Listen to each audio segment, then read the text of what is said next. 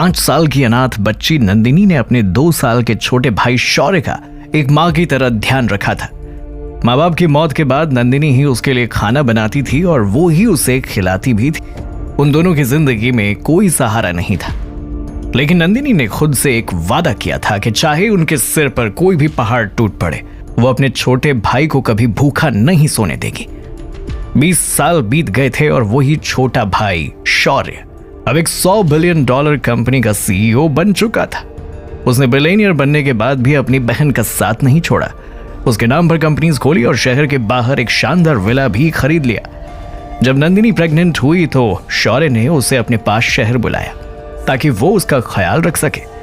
उसने अपनी बहन के लिए सब कुछ तैयार कर रखा था और जैसे ही नंदिनी आई, शौर्य ने उसे जोर से गले लगाया था, लेकिन उसे ये नहीं पता था कि कोई और भी ये सब देख रहा था।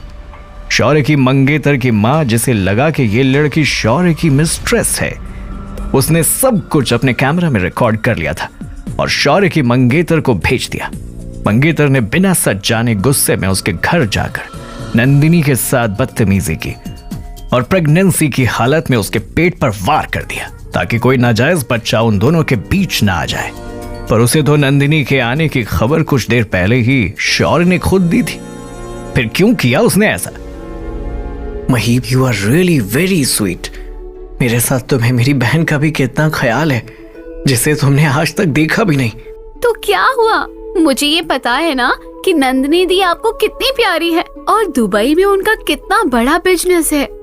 हमारे मम्मी पापा की मौत के बाद नंदिनी दी ने ही मुझे बड़ा किया, मेरी हर चीज का ध्यान रखा और उन्हीं की वजह से मैं इंडिया की सबसे बड़ी company Sachdeva group of companies का मालिक हूं।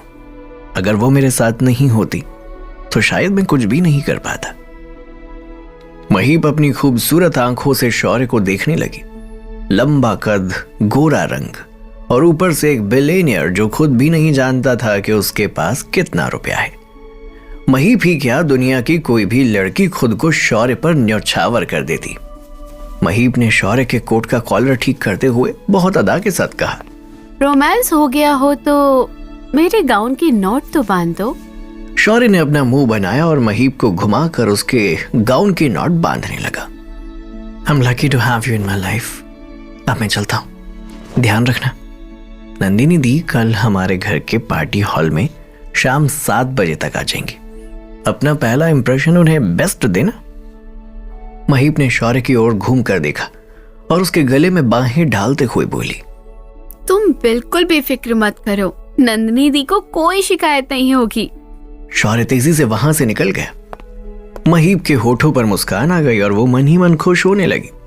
मुझे नहीं पता था कि मेरी किस्मत इतनी अच्छी है कि मैं एक दिन सचदेवा ग्रुप ऑफ कंपनीज के मालिक की बीवी बन जाऊंगी, यानी इतनी बड़ी मिल्कियत की मालकिन।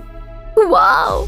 एक तरफ जहां महीप सगाई के लिए तैयार हो रही थी, वहीं शौर्य को अपनी बहन नंदिनी के आने का बेसब्री से इंतजार था और उसका इंतजार जल्द खत्म हो गया। नंदिनी अपना बैग लिए उसके सामने खड़ी थी। नंदिनी, जो अपने भाई की तरह ही बहुत खूबसूरत थी, वो भागते हुए शौर्य के गले से लग गई। Nandini di, I miss you so much. Shaurya नीचे झुका और उसने नंदिनी के पैर छू लिए। मैं बूढ़ी नहीं हूँ, हमेशा खुश रहे। आप मेरी माँ से कम नहीं है और अब भागकर क्यों आ रही थी? भूल गई यू आर प्रेग्नेंट। शौर्य ने नंदिनी को अपनी गोद में उठाया और गोल गोल चक्कर लगाने लगा। ठीक उसी समय महीप की माँ शालिनी वहां से निकली और उन दोनों को देखकर उसके पैर ठिठक गए। वो थोड़ा करीब जाकर छुप कर उनकी बातें सुनने की कोशिश करने लगी। ये लड़की कौन है?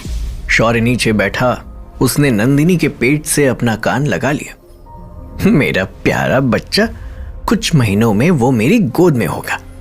शालिनी के चेहरे का रंग ही उड़ गया। ये लड़की तो शौर्य की मिस्ट्रेस है।